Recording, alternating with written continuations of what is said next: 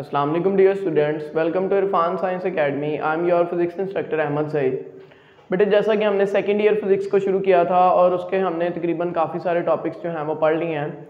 बेटे आज हमारा चैप्टर नंबर 15 का एक इम्पॉर्टेंट टॉपिक जो है जिसे ट्रांसफार्मर के नाम से जाना जाता है। बेटे ट्रांसफार्मर को पढ़ने से पहले सबसे पहले हम इसकी डेफिनेशन से ही शुरू करते हैं। बेटे ट्रांसफार्मर क्या होता है? It is a device used for the conversion of AC voltages।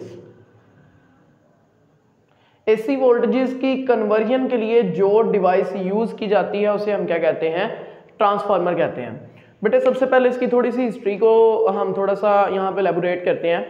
देखें हम हमारे जो मेन सप्लाई आ रही होती है ना, वो तकरीबन होती है 11 kV 11 किलोवाट जो है वो इतनी ज़्यादा एनर्जी होती है और हमारे घरों तक जो पहुंचती है वो सिर्फ 220 वोल्ट या 200 मोर एवर जो है वो तकरीबन 210 या 220 वोल्ट्स होते हैं।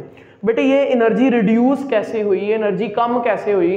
तो ये एनर्जी आपने देखा हुआ है कि हर जो हमारी स्ट्रीट होती है उसके एंड पे जो है वो एक ट्रांसफार्मर यूज़ होता है। ट्रांसफार्मर क्या करता है? या तो ये बहुत ज़्यादा एनर्जी को कम कर देता है, बहुत ज़्यादा वोल्टेजेस को रिड्यूस कर देता है, या फिर ये क्या करता है? बहुत कम वोल्टेजेस को बढ़ा देता है। तो ट्रांसफार्मर का काम क्या होता है? ये कन्वर्ट करता है एसी वोल्टेजेस को, एसी वोल्टेजेस की कन्वर्जन, या तो फिर उन्हें कम कर देना या तो फिर उन्हें बढ़ा देना। तो ये किसका काम होता है? एसी वोल्टेजेस का। बेटे ट्रांसफार्मर जो है वो एक प्रिंसिपल के ऊपर वर्क करता है और वो प्रिंसिपल क्या है? It works on the principal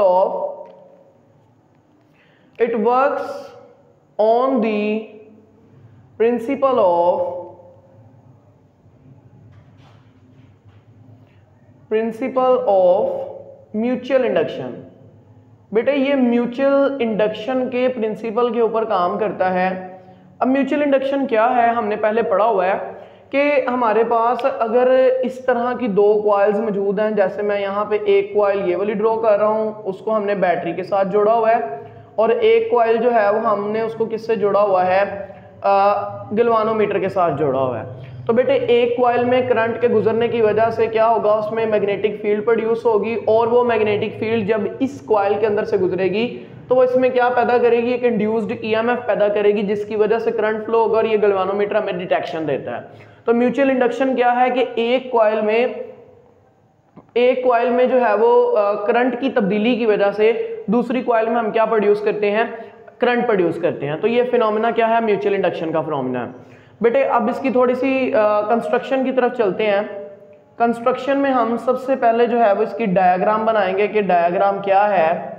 बेटे इसकी डायग्राम जो है वो चंद एक छोटे छोटे फैक्टर्स को मिलके जो है वो हम क्या बना देते हैं? इसकी कंस्ट्रक्शन करते हैं। सबसे पहले तो ये हमारे पास एक रेक्टेंगुलर जो है वो कंडक्टर होता है कुछ इस तरह का, बेटे जिसके ऊपर हम किसी नॉन कंडक्टिंग मटेरियल को कोट करते हैं। जैसे बिल फर्ज आप किसी भी दरवाजे को पेंट कर रहे हैं तो इसी तरह हम इसके ऊपर क्या करते हैं? एक नॉन कंडक्टिंग मटेरियल्स को कोट कर देते हैं। बेटे इसके दोनों सिरों पे जो है वो हम कॉइल्स को वाउंड करते हैं। जो मेरे पास फर्स्ट वाली कॉइल होती है उसको हम प्राइमरी कॉइल का नाम देते हैं और उसके जो वोल्टेजेस है उसको हम VP लिखते हैं। इसी तरह जो हमारे पास सेकेंडरी कॉइल होती है उसको हम VS का नाम देते हैं और वो क्या है? एक दूसरी कॉइल है।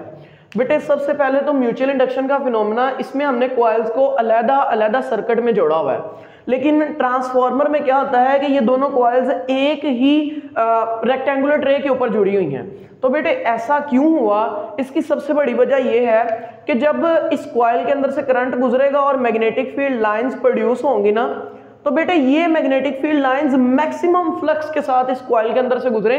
कोई भी मैग्नेटिक फील्ड लाइन ऐसी ना हो कि जो एनर्जी का लॉस हो, कि कोई भी मैग्नेटिक फील्ड लाइन किसी और डायरेक्शन में ना जाए, बल्कि सारी की सारी मैग्नेटिक फील्ड लाइंस क्या हो? इस कॉइल के अंदर से गुजर के जाएं।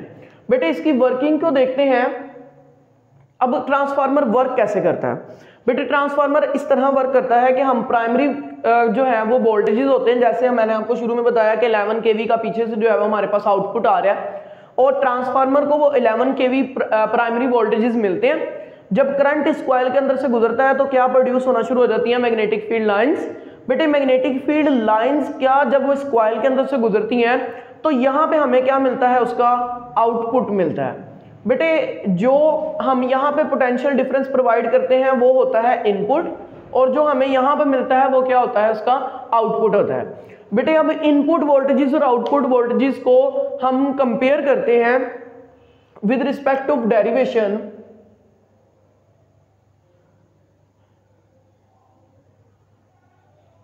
बेटे हमने पढ़ा हुआ है म्यूचुअल इंडक्शन में कि जो हमारे पास फिनोमिना होता है पोटेंशियल डिफरेंस का वो बराबर होता है negative of rate of change of magnetic flux के।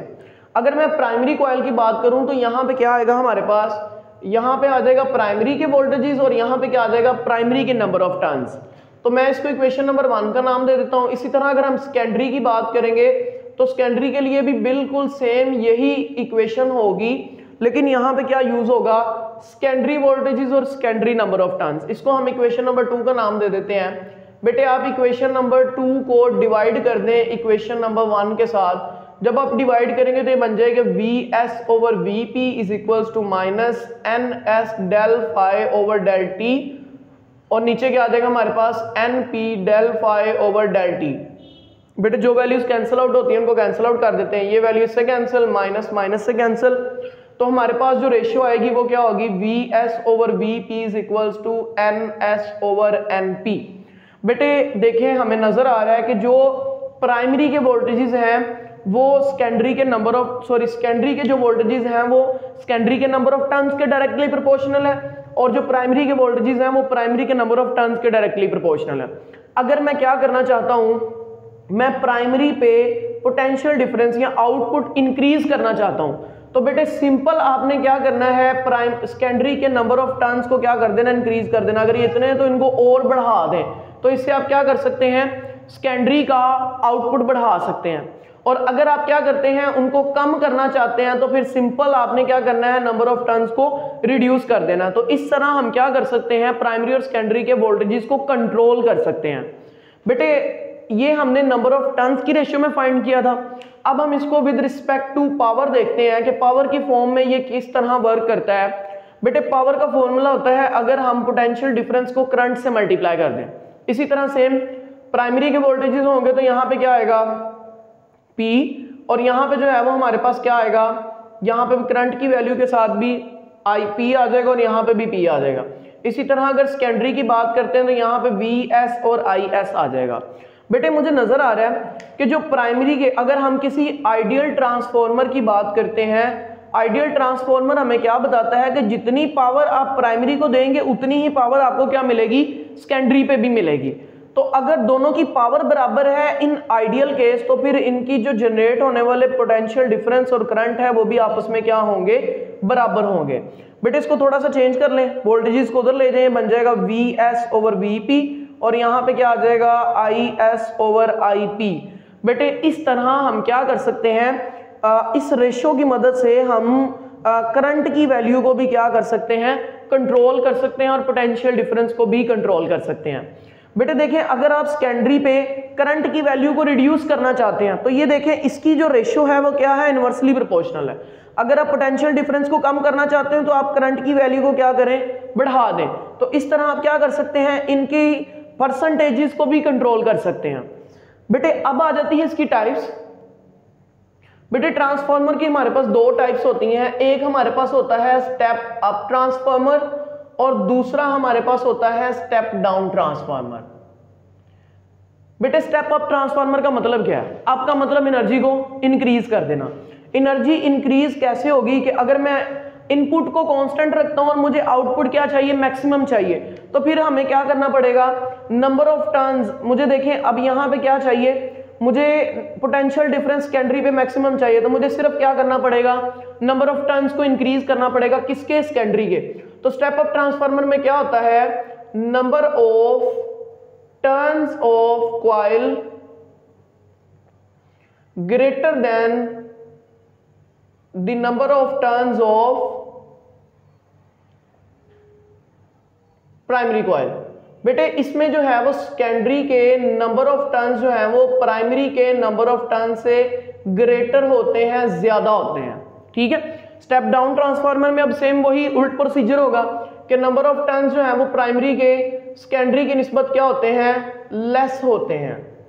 तो नंबर ऑफ टर्न्स प्राइमरी के जो है वो सेकेंडरी की निस्बत जब कम होंगे तो फिर ये ट्रांसफार्मर क्या बन जाएगा, स्टेप डाउन ट्रांसफार्मर। और स्टेप डाउन ट्रांसफार्मर हमें क्या बताता है कि वोल्टेजेस की वैल्यू क्या हो रही है, डिक्रीज हो रही है, मींस कि हमें आउटपुट कम चाहिए।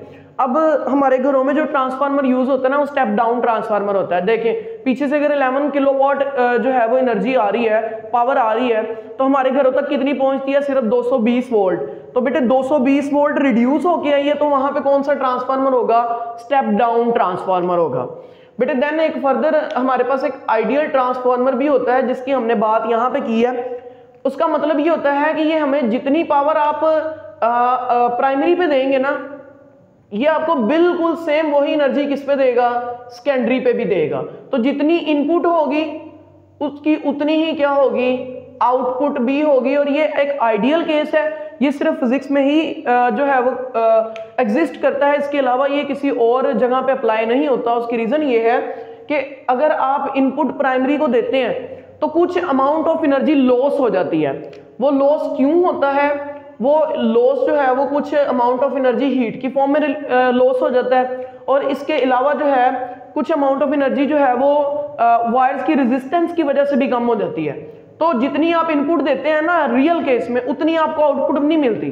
तो फिर ये हमारे पास जो ट्रांसफार्मर होते हैं वो आइडियल ट्रांसफार्मर नहीं है।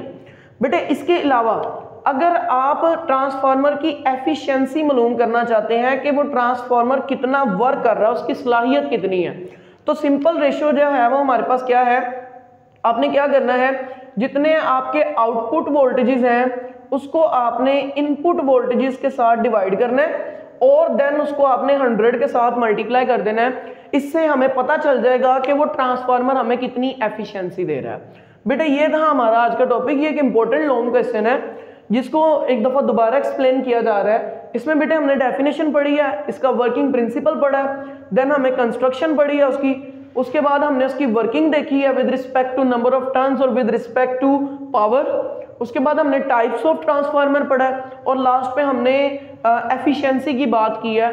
तो बेटे ये था हमारा एक long question second year physics chapter number 15 का। अगर आपको इसको समझने में कोई भी डिफिकल्टी हो रही हो तो आप कमेंट करके दोबारा पूछ सकते हैं। Thank you for watching this video, take care, अल्लाह हाफिज।